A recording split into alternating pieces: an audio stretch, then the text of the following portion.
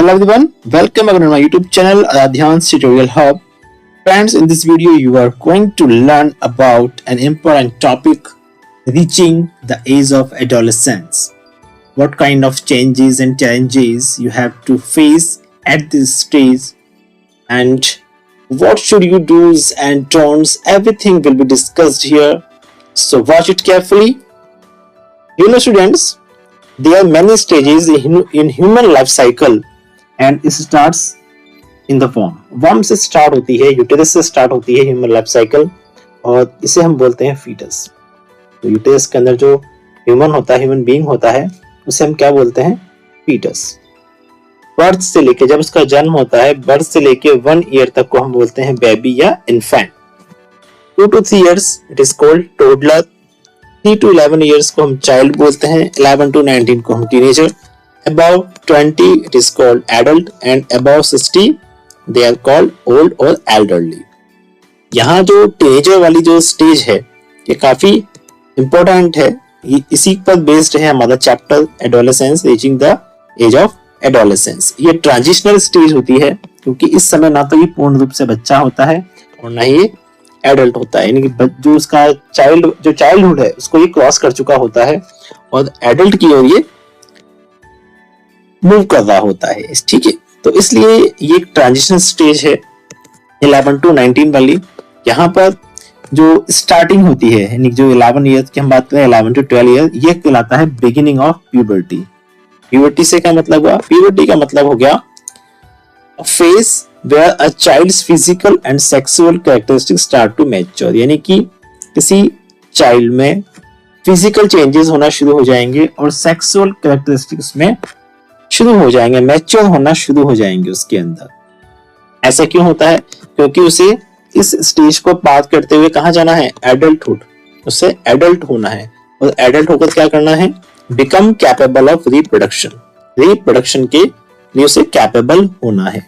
ये चेंजेस होते हैं. इन चेंजेस का अल्टीमेटली कंक्लूजन क्या है?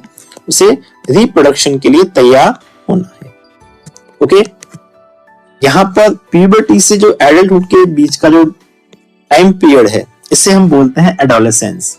और इस एडोलेसेंस टर्म के बेस पर ही टीनेजर्स को हम एडोलेसेंट्स भी कह सकते हैं. और इस टाइम पीरियड को हम पीरियड ऑफ प्यूबर्टी के नाम से भी जानते हैं. ओके स्टूडेंट्स, नेक्स्ट हम देखेंगे कि व्हाट चेंजेस प्यूबर्टी में, कौन कौन से चेंजेस हैं जो हमें देखने को मिलेंगे. Overall changes at puberty. Okay, तो यहां हम बात करेंगे बॉयज और गर्ल्स में दोनों की बात करेंगे. सबसे पहले हम बात करेंगे इंक्रीज इन हाइट, कि हाइट के में क्या चेंजेस होंगे. इंक्रीज इन हाइट यानी कि हाइट में इंक्रीमेंट होगा. Bones of arm and leg elongate. अब यहां पर जो हाइट बढ़ती है, हाइट बढ़ने का मेन लॉजिक क्या होता है कि जो हाथ और पैरों की जो बोन्स हैं, आर्म्स एंड लेग्स की, वो एलोंगेट, यानी कि एलोंगेट का मतलब लंबी होना, बड़ी होना शुरू कर देती है, जिसकी वजह से हाइट अचानक से बढ़ती है. इसके बाद देखिए नेक्स्ट है change in body shape. Boys की हम बात करें तो बॉयज में क्या होता है? Broader shoulder and wider chest. उनके जो शोल्डर्स हैं, कंधे वो चौड़े होना शुरू हो जाते हैं और उनकी चेस्ट भी कैसी हो जाती है? वाइडर हो जाती है. लेकिन हम गर्ल्स की बात करें, गर्ल्स में क्या होता है? Region below the waist become wider, यानी कि वेस्ट के नीचे का जो एरिया है वो वाइडर होना शुरू हो जाता है. इसके अलावा नेक्स्ट हम देखें चेंजेस इन वॉइस. वॉइस में क्या चेंजेस होते हैं? अगर हम बात करें वॉइस की तो उनमें लैरिंग्स जो होता है वो बड़ा होता है, बड़ा होना शुरू हो जाता है. लैरिंग्स क्या होता है? वॉइस बॉक्स, जहां से हम बोल पाते हैं, आवाज हमारी निकलती है. ओके, और seen as a protruding part of throat called Adam's Apple.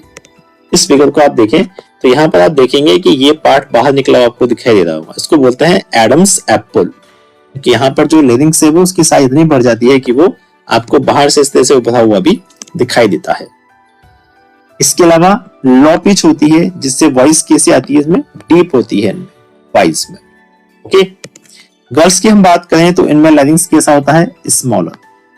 Larynx छोटा होगा और पिच कैसी होगी? हाई पिच वॉइस होती है इनकी.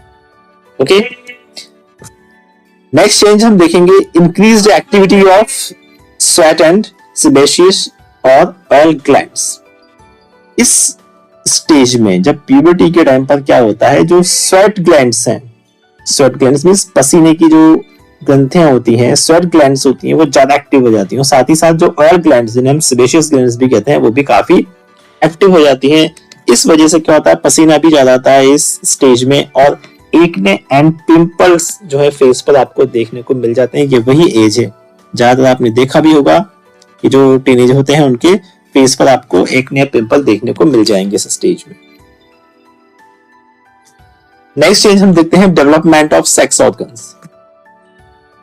Sex organs mature completely producing ovum and sperms. जो सेक्स ऑर्गन्स हैं वो मैच्योर हो जाते हैं कंप्लीटली इस स्टेज तक, और वो जो गैमेट्स हैं, ओवम एंड स्पर्म्स, फीमेल में क्या बनेंगे, ओवम, और मेल में स्पर्म्स, ठीक है, ये बनना शुरू हो जाते हैं।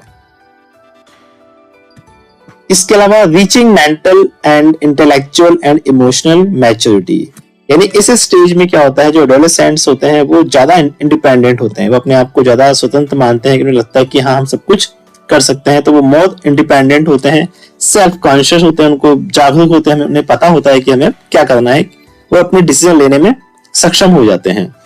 They tend to spend more time for thinking, वो अपना ज्यादातर समय सोचने में निकालते हैं। This period brain has the greatest capacity for learning. Puberty का जो टाइम है, इस समय जो ब्रेन है उसकी लर्निंग कैपेसिटी हाईएस्ट होती है, बहुत ग्रेटेस्ट कैपेसिटी होती है, बहुत जल्दी जो टीनेजर्स होते हैं वो बहुत जल्दी सीखते हैं, उनकी लर्निंग कैपेसिटी काफी अच्छी होती है।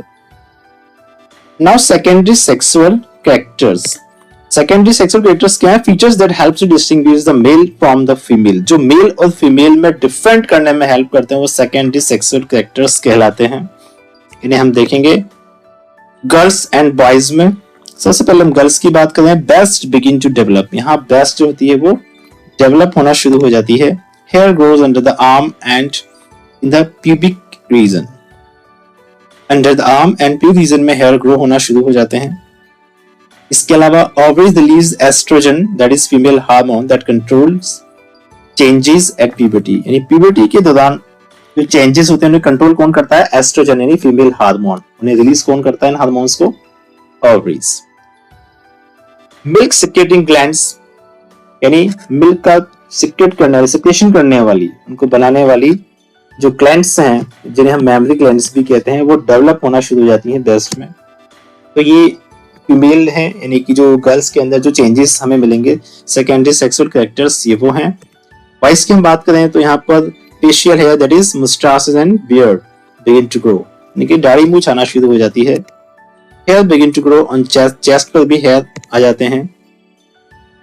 Hair grows under the arms and in the pubic region, वही same under the arm and pubic region में हेयर ग्रो होना शुरू हो जाएंगे। टेस्टिस रिलीज टेस्टोस्टेरोन, यहाँ भी जो टेस्टिस है, जो मेल रिप्रोडक्टिव ऑर्गन है, मैन टेस्टिस, तो ये क्या करेंगे, टेस्टोस्टेरोन हार्मोन को रिलीज करेंगे जो कि मेल हार्मोन है, और ये प्यूबर्टी में जो चेंजेस होते हैं प्यूबर्टी दौरान उनको ये कंट्रोल करते हैं। The production of male and female hormones is under the control of pituitary gland. इन दोनों ही हार्मोन को, male and female hormone testosterone and oestrogen, इन हार्मोन्स को कंट्रोल करने का काम किसका होता है, पिट्यूटरी ग्लैंड का होता है। नेक्स्ट हम देखेंगे reproductive phases, reproductive phase of life in humans.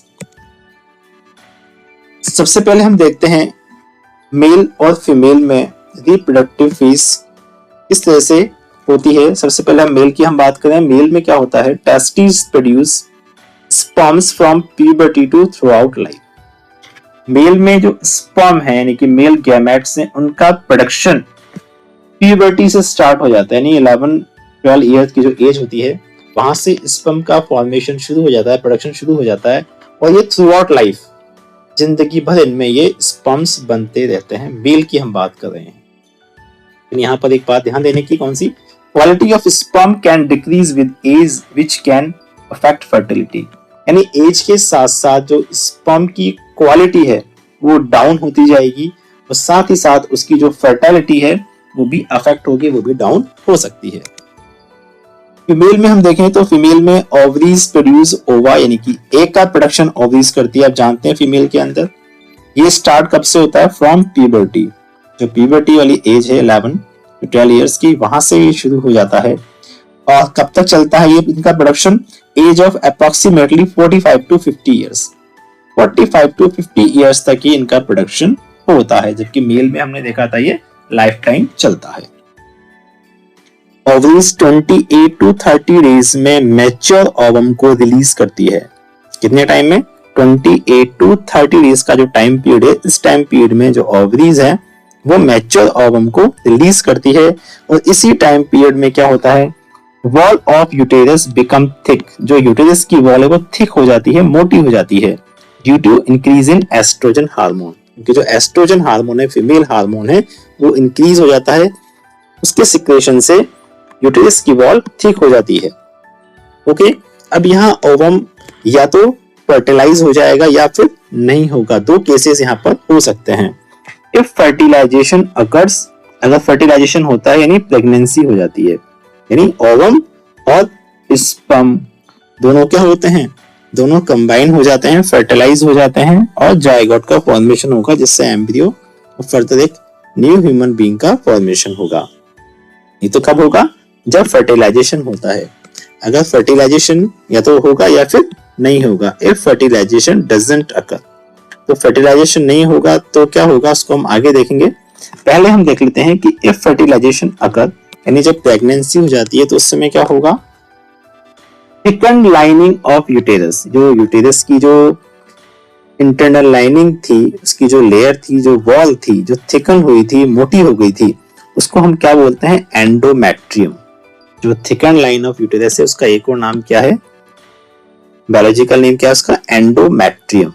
Receives fertilised egg, वो फर्टिलाइज्ड एग को यानी उस जायगोट को रिसीव कर लेती है, अपने से अटैच कर लेती है, जहां उसका फर्दर डेवलपमेंट होता है। इसको आपने लास्ट टॉपिक में, जो हमारा लास्ट चैप्टर था रिप्रोडक्शन इन एनिमल, वहां हमने इसको डिटेल में डिस्कस कर लिया है, इसके बाद की जो भी प्रोसेसिंग इसमें होती है। Now we will discuss if fertilization doesn't occur, अगर फर्टिलाइजेशन नहीं होता है तो फीमेल हार्मोन जो है वो डिक्रीज हो जाएगा। यहाँ पर जो इंक्रीज हुआ था ना एस्ट्रोजन, ये क्या होगा? फीमेल हार्मोन अब ये डिक्रीज हो जाएगा, जिससे क्या होगा? जो थिकन लाइनिंग थी यूटेरस की, एंडोमेट्रियम थी, along with its blood vessels are shed off, यानी कि जो उसकी यूटेरस की जो वॉल थी, जो थिकन हुई थी लाइनिंग उसकी, वो क्या होगा? वो और उसके साथ जो अटैच ब्लड वेसल्स थी वो सारी की सारी क्या हो जाएंगी? रिमूव हो जाएंगी, शेड ऑफ। ठीक है, इस वजह से क्या होगा? ब्लीडिंग होगी। ठीक है, इसको हम क्या बोलते हैं? ब्लीडिंग, या इसको मेंस्ट्रुएशन नाम से भी जाना जाता है, इसे पीरियड भी बोला जाता है। इसके बाद क्या होगा? अगेन 28 to 30 डेज का जो टाइम होगा, उस टाइम के बाद वापस से जो ओवरी है वो क्या करेगी? वापस से एक मैच्योर ओवम को रिलीज करेगी। इट मींस यहां आपने देखा ये पूरा एक साइकिल है। ठीक है, यानी ओवरी ने एक को रिलीज किया, अगर ये फर्टिलाइज हो गया तब तो प्रेगनेंसी हो जाएगी, और अगर ऐसा नहीं होता है तो क्या होगा? इसके बाद जो लाइनिंग बनी थी वो ब्लड के साथ में रिमूव हो जाएगी, बॉडी से बाहर आ जाएगी। ठीक है, इस साइकिल को हम बोलते हैं मेंस्ट्रुअल साइकिल। ओके स्टूडेंट्स, एक टर्म है यहां पर जो आपको याद रखनी है, मिनार्क, यानी first menstrual flow begins at puberty and is termed as menarche. ठीक है, यानी ये सबसे पहला जो मेंस्ट्रुअल होता है गर्ल्स में, जो पहला मेंस्ट्रुअल जो मेंस्ट्रुएशन आएगा, पहला जो पीरियड होगा, उसको हमने किस नाम से बोला है? मिनार्क नाम से इसको जाना जाता है। नेक्स्ट है मीनोपॉज, यानी इस समय, इस जो 45 to 50 इयर्स की जो एज थी, इस एज पर आकर जो मेंस्ट्रुअल साइकिल है वो स्टॉप हो जाता है। इसके बाद ये जो ओवरीज है ये ओवम को रिलीज नहीं करती है और ना ही इसका कोई फर्टिलाइजेशन होगा, ये प्रोसेस सारी की सारी रुक जाती है। ठीक है, इसलिए इसको क्या नाम बोला है? Menopause. Okay students, next topic है हमारा डिटर्मिनेशन ऑफ सेक्स, यानी बॉय होगा या गर्ल, ये डिटर्मिनेशन करना, इस जो बेबी है, जो चाइल्ड है, उसका सेक्स क्या है, कि वो बॉय है या गर्ल। तो आप जानते हैं कि 23 पेयर्स ऑफ क्रोमोसोम्स टोटल हमारी जो सेल होती है, ह्यूमन सेल होती है, ठीक है, उसकी हर न्यूक्लियाई में क्या होते हैं, 23 पेयर्स होते हैं क्रोमोसोम्स के। 23 पेयर्स हैं, तो 23 का हम डबल कर देंगे, कितना हो जाएगा 46, टोटल 46 क्रोमोसोम्स होते हैं। ओके, इनमें से 22 पेयर्स जो होते हैं वो कहलाते हैं ऑटोसोम्स। ठीक है, 22 पेयर्स जो होंगे वो क्या होते हैं, ऑटोसोम्स होते हैं, जो कि मेल और फीमेल दोनों में कॉमन होते हैं, एक जैसे होते हैं। लेकिन जो वन पेयर होता है वो कहलाता है सेक्स क्रोमोसोम्स। ठीक है, मेल की हम बात करें और फीमेल की। मेल को इस साइन से भी, इस सिंबल से भी रिप्रेजेंट करते हैं, आपको याद रखना चाहें तो आप इसको रख सकते हैं। और फीमेल को हम इस तरह से सर्कल के नीचे प्लस लगाकर शो करते हैं, और यहाँ पर ये एरो होता है मेल के लिए। तो हमने बात की थी मेल के अंदर जो 22 पेयर्स हैं और फीमेल में जो 22 पेयर्स हैं, ये कैसे हैं, सिमिलर हैं। लेकिन मेल में जो एक क्रोमोसोम का जो पेयर है वो क्या होता है, एक्स वाई। ये पेयर कैसा है, एक्स और वाई का पेयर है। जबकि फीमेल में ये दोनों जो क्रोमोसोम है वो कैसे हैं, सिमिलर हैं, x x. Okay, the gametes, that is egg and sperm, have only one set of chromosome. जब मेल और फीमेल में गैमेट्स बनते हैं, यानी कि मेल में तो क्या बनेंगे, स्पर्म्स, और फीमेल में एग्स, तो इनसे जो गैमेट्स बनते हैं उनमें क्रोमोसोम का केवल सिंगल सेट ही होता है, केवल एक सेट आएगा। यानी यहाँ जो पेयर में है ये पेयर अलग अलग हो जाएंगे। ठीक है, तो यहाँ पर हम देखें, यहाँ पर दो तरह के गैमेट्स बनते हैं। ठीक है, यानी यहाँ जो दो तरह के जो स्पर्म्स होंगे, यानी कुछ स्पर्म कैसे होंगे जो कि जिनमें 22 प्लस एक्स, ये 22 पेयर में थे, है ना, ये टोटल 44 हैं। ये 44 के बाद एक्स हो गया 45 और वाई हो गया 46, टोटल 46 हो गई। ठीक है, तो 22 दोनों में सिमिलर है, एक जैसे है पेयर ये। लेकिन एक जो है इसमें एक्स और दूसरा वाई, वो दूसरे स्पर्म में चला जाएगा। यानी दो तरह के यहाँ पर गैमेट्स बनते हैं, 22 plus X and 22 plus Y.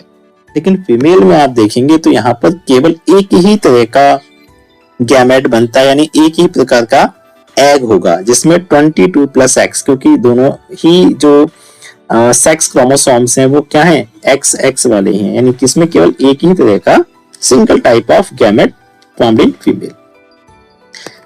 जब फर्टिलाइजेशन होगा उस केस में क्या होगा, सपोज कीजिए मेल का अगर ये वाला स्पर्म जो 22 प्लस एक्स वाला है, अगर ये इस एग को फर्टिलाइज करता है तो यहाँ पर 22 पेयर्स प्लस एक्स एक्स, यानी इसका एक्स और फीमेल का एक्स, ये एक्स एक्स। अब आप जानते हैं इसको आइडेंटिफाई कर सकते हैं, 22 पेयर्स प्लस एक्स एक्स किसको रिप्रेजेंट करता है, फीमेल को।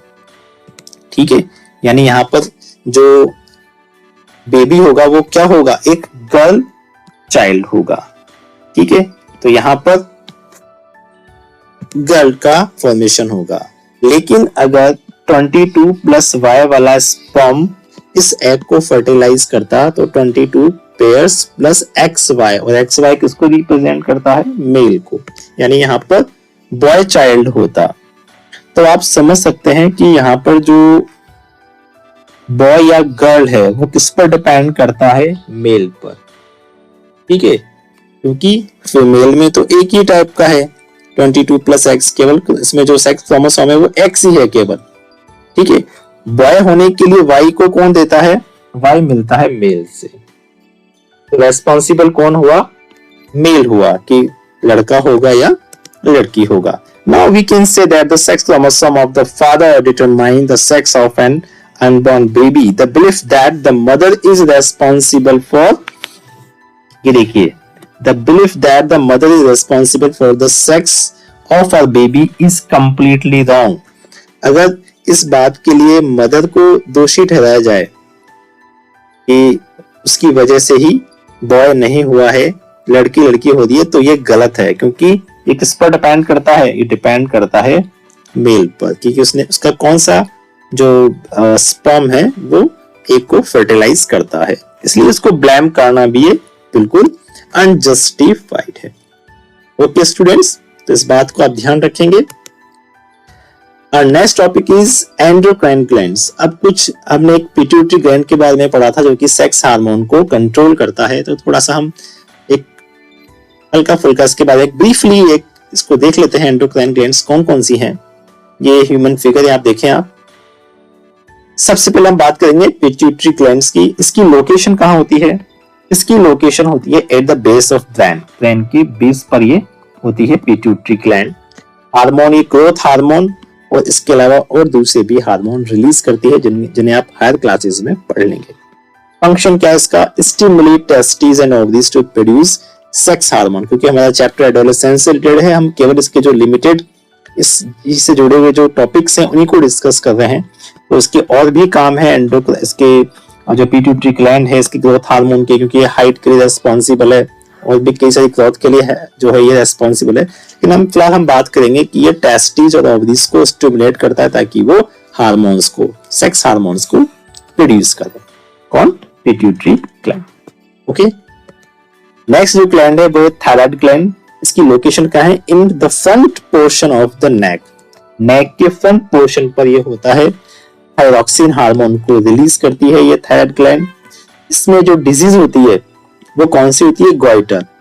किस वजह से होती है? ड्यू टू इरेगुलर ग्रोथ और सिक्रेशन। यानी कि थायराइड जो ग्लैंड है इसकी अगर ग्रोथ इरेगुलर होती है, अच्छे से नहीं होती है, तो भी गॉइटर हो जाता है।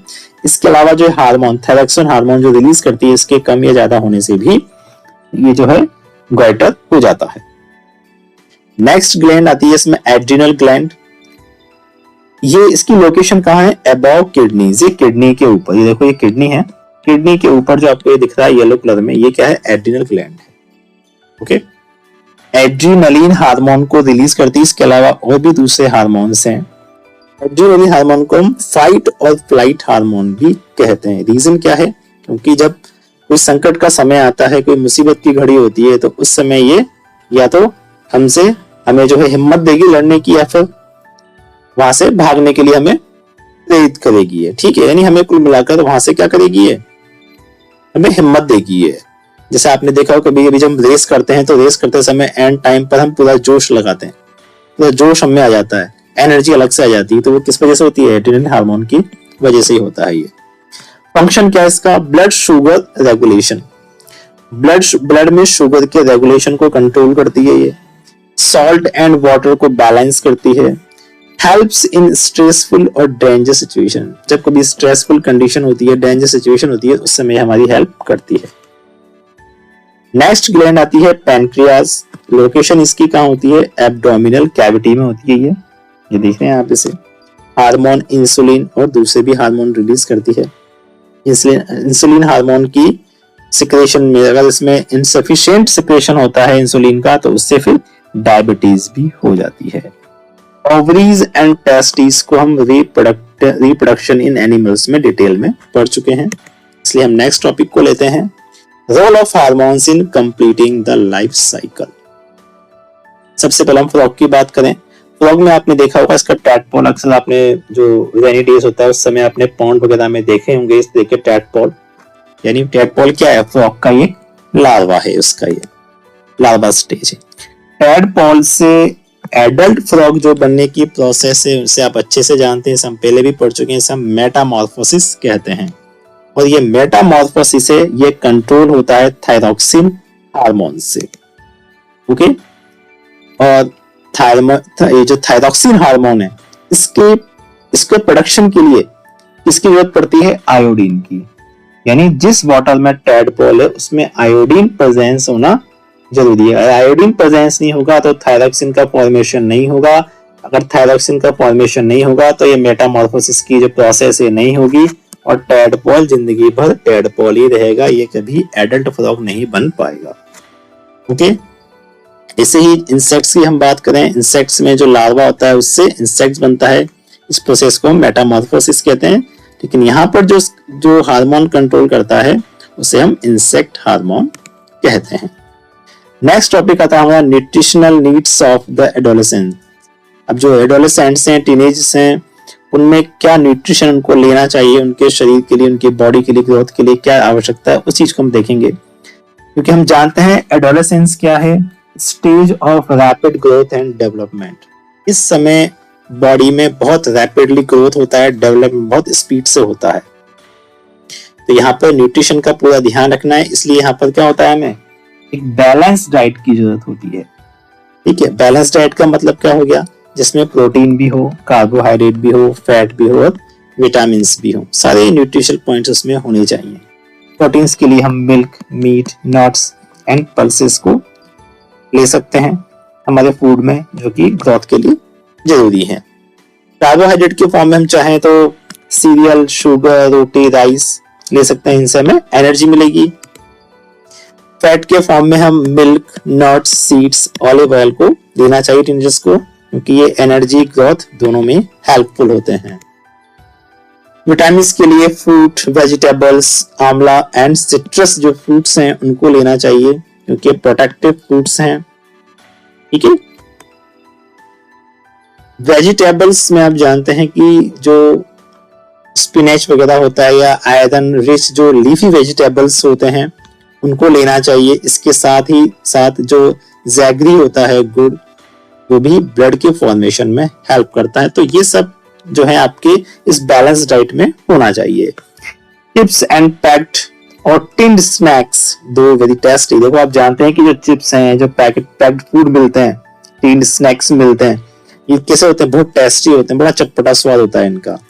Should never replace regular meals as they do not have adequate nutritional values.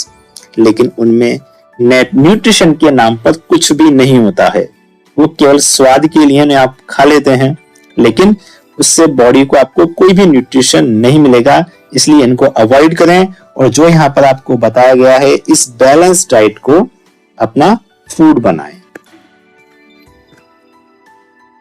अब आता है personal hygiene and physical exercise in teenage.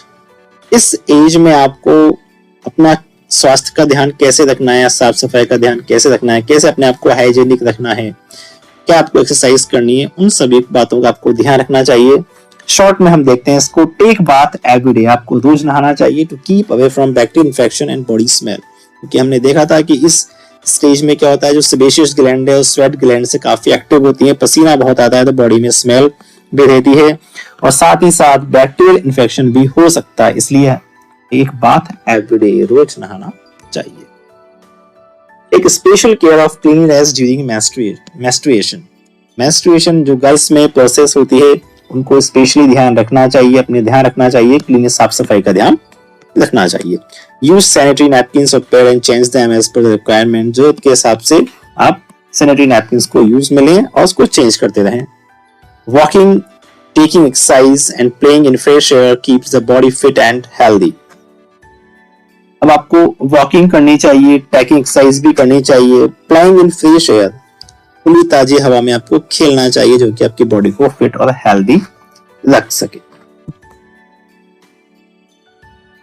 Myths, taboos regarding menstruation. अब मेंस्ट्रुएशन से रिलेटेड क्या ऐसे मिथ हैं, ऐसी कौन सी भ्रामक बातें हैं, टैबूज, ऐसी कौन सी सामाजिक जो कथाएं जोड़ दी गई हैं, ऐसी कौन सी भ्रांतियां हैं जो कि मेंस्ट्रुएशन से जुड़ी हुई हैं, उनको हम यहाँ पर देखते हैं। सबसे पहला, a girl becomes pregnant if she looks at boys during menstruation. अगर मेंस्ट्रुएशन के टाइम पर वो किसी बॉय को देखती है तो प्रेग्नेंट हो जाती है, तो ये बिल्कुल फॉल्स है। ठीक है, ये कोई फैक्ट नहीं है, कोई साइंटिफिक इसमें लॉजिक नहीं है, क्योंकि आप जानते हैं प्रेगनेंसी कब होती है, जब एग का फर्टिलाइजेशन होता है। देखने मात्र से ऐसा कुछ नहीं होता। सेकंड है, a girl should not be allowed to work in the kitchen during menstruation. इस दौरान आप किचन में काम नहीं कर सकते, ये भी साइंटिफिकली इसमें कोई लॉजिक नहीं है। ऐसा कहीं नहीं है कि आप जो है किचन में काम नहीं कर सकते, तो ये भी तरह का मिथ है। Periods are some kind of disease. कुछ को लगता है, कुछ लोग ऐसा मानते हैं कि पीरियड्स जो हैं ये क्या है, डिजीज है, but this is not a disease, it is only a natural process. This is fact. क्या फैक्ट है कि ये एक नेचुरल प्रोसेस है बॉडी में होने वाली, जो कि रिप्रोडक्शन के लिए बॉडी को प्रिपेयर करता है। फोर्थ है, one should eat separately from family members. अब कई परिवारों में ऐसा देखने को मिलता है कि जब कोई लेडी या गर्ल इसको मेंस्ट्रुएशन इसमें चल रहा है, प्रोसेस हो रही है, उसको भोजन भी अलग दिया जाता है, वो खाना अलग खाती है सेपरेटली। जबकि ये बिल्कुल इलॉजिकल है। फैक्ट क्या है, there is no scientific reason, कोई साइंटिफिक रीजन नहीं है इसके पीछे कि आप अलग से खाना खाएं। ना तो इसमें कोई किसी तरह की कोई इम्प्योरिटी है, ना तो वो इम्प्योर हो जाती है। नेक्स्ट है one should not touch anyone. अब कुछ लोग तो ऐसा भी मानते हैं कि टच भी नहीं करना चाहिए इस टाइम पीरियड में, क्योंकि menstruation does not make a person unclean और इम्प्योर। मेंस्ट्रुएशन से कोई भी जो गर्ल है या लेडी है वो ना तो अनक्लीन होती है ना ही इम्प्योर होती है। ये केवल लोगों की बनाई हुई बातें हैं। We should not visit temples, water plants, touch pickles. These are only cultural beliefs. देखो ये केवल कल्चरल बिलीफ्स हैं, लोगों की ऐसी मानी हुई संस्कृति है जिन्होंने इसको अपना लिया है कि इस टाइम पर ना तो आप टेम्पल्स में जाएंगे, मंदिर में जाएंगे, ना ही पौधों को आप पानी देंगे और ना ही आप अचार को, पिकल्स को आप हाथ लगाएंगे, वरना वो खराब हो जाएगा। जबकि इस बात में कोई लॉजिक नहीं है। आप बस अपनी क्लीननेस का ध्यान रखें और कुछ भी नहीं होता इसमें।